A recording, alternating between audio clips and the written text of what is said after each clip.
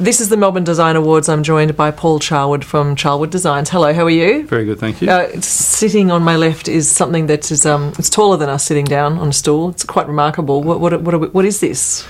This is the Sesquicentenary Mace for Wesley College. So it's their 150th year mace.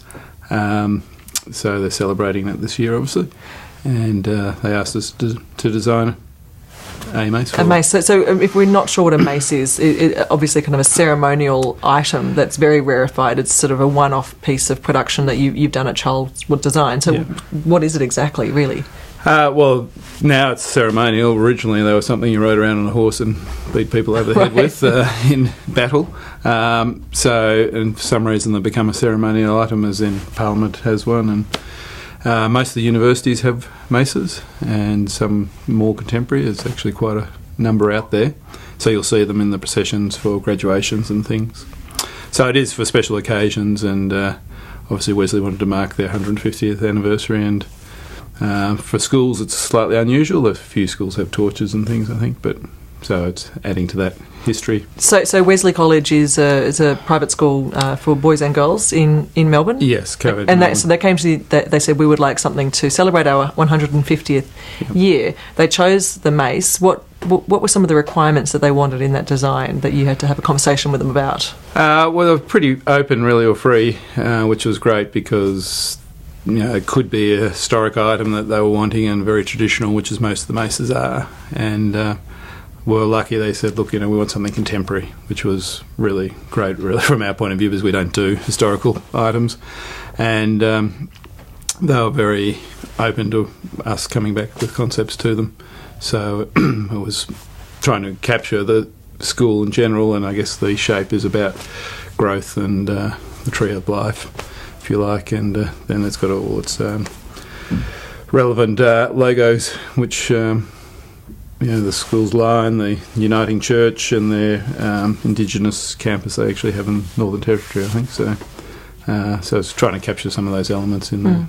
And you've done similar types of one-off or designs before. Yeah, I know you did the torch for was it the Commonwealth Games? The Queen's Baton. The Queen's, yeah, which is unlike a torch where they sell it to every runner. The Melbourne Commonwealth Games was the longest relay ever, I think. So Brisbane might be trying to one-up that now, but so it goes for a whole year from Buckingham Palace to Melbourne and went to every country. So it was a one-off item, and once again it was one of those things where Ron Walker wanted something contemporary and a lot of technology, unique, and so traditionally it's a message from the Queen. She writes it, puts it in there, and runs for a year, or not necessarily a year, and then she reads it again at the other end. So it's an opportunity to do something interesting again. And as I say, that was very technology driven. Yeah, and you couldn't go running with this thing over here, could you? No, it's pretty heavy. How heavy is it? Good question. I'm not sure exactly how many kilograms. It'd be about 5, I think, but it's pretty heavy. Usually I have a couple of kids holding it. So. Well, just to make sure they don't scratch it either. So it's on its own stand. The whole thing is looked after and protected. Yes. So Wesley College, we've talked about, is the client for this sort of bespoke beautiful item. Yes. But at the same time, you also do other things that are for, we produce things in the hundreds and thousands as industrial designers. Well, that's right. So this is not industrial design, really. It's craft or one-off, and whereas normally we will do products, medical products with low volume, through to cleaning products, which, millions a year they do, mops and things like that. So it's quite different to really what our core business is, but it's quite an interesting opportunity, I suppose. Everyone in the studio feels it's a bit more interesting than less constrained than a traditional functional object. And working with a client though, like Wesley College, as opposed to say creating the brooms or the cleaning products that you do, what process is the process very similar, or do you have to do something quite different in terms of the way that you communicate? Well, initial research and conceptualisation is very similar. Everything's got to have some degree of innovation in it. I guess there's more room to be free in the innovation process here, rather than the marketing guys get scared very quickly. So people don't want to make too many moves that are going to be risky in the early days in a product. So this is much better from that point of view, and that we can be a little bit more wide field for it. And then it will go through the same CAD detailing and process. So technology makes it very easy to do this one-off now, because whatever we can put on the computer can be made really in a one-off process, or without having to go to mass production. So we can simulate it. What's unique, Paul, about something like this, as opposed to, say, something for mass manufacture, is that you're able to create something that is final and beautiful from the prototype stage through to the very end, without actually having to go through many, many different other stages as well, which is unique to your studio. Yeah, so often we don't... we'll do prototypes in the mass production process, and many prototypes where we did make a mock-up of the shape and size of this, but then we call this a prototype, so it's a one-off, and we've still got to get it right, but getting proportion and size, we mock it up and then prototype it, and it's a very high-quality prototype to us, and I guess that is something that was not unique to just us, but the industry, the process we go through, and we have a number of specialist suppliers, so to be able to get it gold-plated and the silver rings cast by a jeweller and the like, so...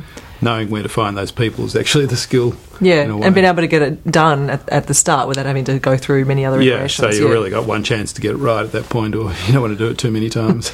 No, so this is the only one you did? Yes. Okay, so there's no other hidden maces out there? No plan B. No. How will it last? What makes something like that last? Is it because it's carefully, maintained in a box, or what is it about the actual item itself, the object, that makes it last? Well, the materials are reasonably precious, the gold, but underneath it is actually aluminium for weight. So it's very durable. You could eventually wear off the gold, but quite heavy plating. We've gone for a hard plating. Also, the way we provide them with a case, which is to keep it precious, and a pair of white gloves really is one of those things that everyone understands. Oh yes, we've got to put the gloves on, which you don't really have to do with gold jewellery. It's not a problem, but so just creating that illusion around that it is valuable, that people should look after it, and we've got a light in it, which is, we're trying to keep it low tech, because obviously anything you did, if you charged it and whatever, would go out of fashion in terms of the charger connection. So we've got a AAA battery in it, and the actual AA D-cell batteries are over 100 years old in format. So we figure they'll still be able to buy one of those in 150 years. So they just have to unscrew it, pop the battery in, already set to go? Yeah, that's right. So give it a little bit of ace mace. Yes. It's perfect. Yeah, it's amazing. Is it fun for you to do things like this? It's... I guess part of the attraction was I went to Wesley, so it was a follow-up from that. But it's, as I was saying before, it's nice to have a free range, and it's a more unique item in terms of... And people, you see, we've done trophies and things for Brisbane Tennis Open, and they every year got a different photo with one of the Williams or Federer or someone. Nice. So it's always interesting to see things with the media around it. So. Yeah.